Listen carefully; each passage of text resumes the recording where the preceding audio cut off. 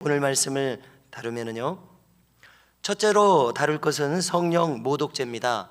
즉 개역 성경에서는 성령 회방죄라고 하죠.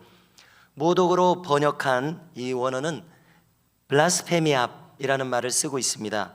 여기서 블라스는 해를 끼친다라는 뜻이고요, 페미아는 소문 말이라는 뜻입니다. 그래서 무슨 뜻이 됩니까? 해치는 말을 퍼뜨리는 겁니다. 우애를 가하는 말을 발설하는 것입니다. 그래서 좀 풀어서 말하면은 중상모략이라고 할 수 있습니다. 악담, 조롱이라고 할 수 있습니다. 그러니까 성령 회방죄는 뭡니까? 성령에 대해서 사실이 아닌 것을 만들어내서 말하는 것이죠. 악담을 하는 것입니다. 예수님께서 이 말을 꺼내신 것은요, 바로 앞에 본문을 우리가 읽지 않았습니다마는 바로 앞에 본문에서 바리새인들이 예수님의 역사에 대해서 악담을 했기 때문에 그렇습니다. 성령 모독죄, 성령 회방죄를 범했기 때문에 예수님이 이렇게 거론하셨습니다. 뜬금없이 하신 말씀이 아니셨습니다. 직전의 내용이라고 하는 것은 어떤 사람이 고침을 받았는데 그 사람은 귀신이 들렸기 때문에 소경이 됐고, 귀신이 들렸기 때문에 말을 못하는 사람이라 이렇게 기록되어 있습니다. 그래서 예수님께서는 이 악령을 쫓아내실 수 있으시니까 쫓아내니까 놀랍게도 입이 풀어지고 눈이 열리고 그랬었습니다. 이것을 바리새인들이 목격하고서 이야기하는 겁니다. 뭐라고 이야기하냐면은 저가 바알세불을 힘입어서 이렇게 귀신을 쫓아내고 병을 낫게 했다, 이렇게 말하는 겁니다. 그러니까 지금 자기들 눈앞에서 소경이 눈 뜨고 귀신 쫓겨나가는 거 소리라도 질렀을 것입니다. 하품이라도 했을 것입니다. 또 가래를 받기라도 했을 것입니다. 귀신 나간 것을 부인할 수가 없는 거예요. 말 못하던 사람이 말하는 걸 부인할 수가 없는 겁니까? 없는 겁니다.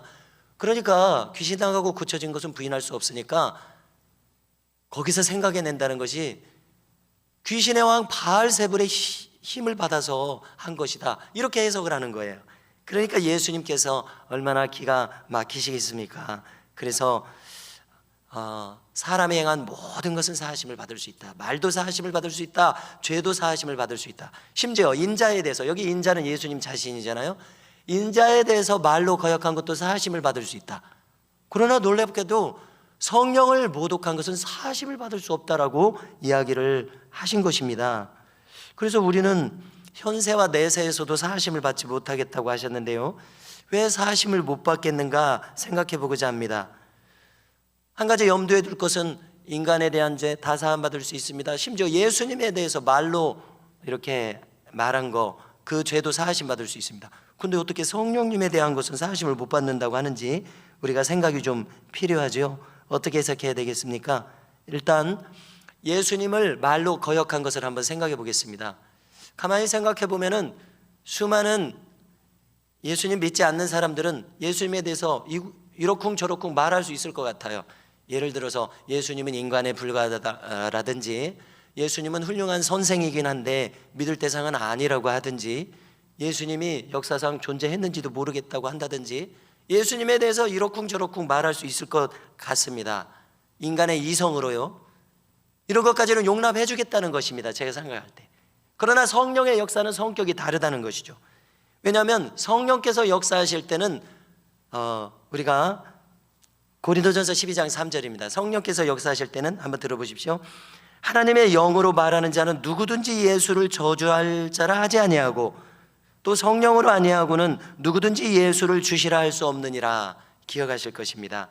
그렇습니다. 성령의 역사가 다르다는 것은 성령께서 역사하실 때는 예수님을 나의 주님으로 고백하게 된다는 거예요.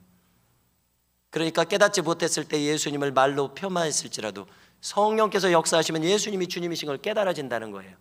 그래서 회개도 하고 예수님을 영접하기도 하고. 그런데 지금 예수님 말씀은, 그래 말로 나를 거역하는 건 내가 사함을 받을 수 있다. 그러나 성령이 역사하시는 것을 이제 거절하는 자는 더 이상 소망이 없다, 이렇게 이해가 됩니다. 성령의 역사까지 거절하는 거예요. 그래서 현세와 내세에서도 그건 구원받지 못한다, 이렇게 말씀하셨다고 생각합니다. 성령의 역사를 거절하는 것은 구원받는 거 거절하는 것이라고 해석하게 됩니다. 자, 이렇게 해서 주님께서는 참 바리새인들이 말하고 판단하는 것을 볼 때 그들의 인간성을 진단하신 것입니다.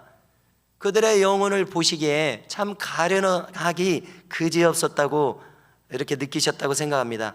그들은 과연 말로서 성령의 역사를 모욕하고 회방하고 있었습니다. 현세와 내세에서 공이 사심을 받지 못할 행위다, 이렇게 말씀하신 겁니다. 그래서 주님은 계속해서 인간론에 대해서 거론하십니다. 그렇습니다. 우리가 신앙생활에 대해서 논해보니까 인간됨이 그렇게 중요하구나 깨닫게 되지 않습니까? 33절을 보니까 나무도 좋고 열매도 좋다 하든지 나무도 좋지 않고 열매도 좋지 않다 하든지 알아.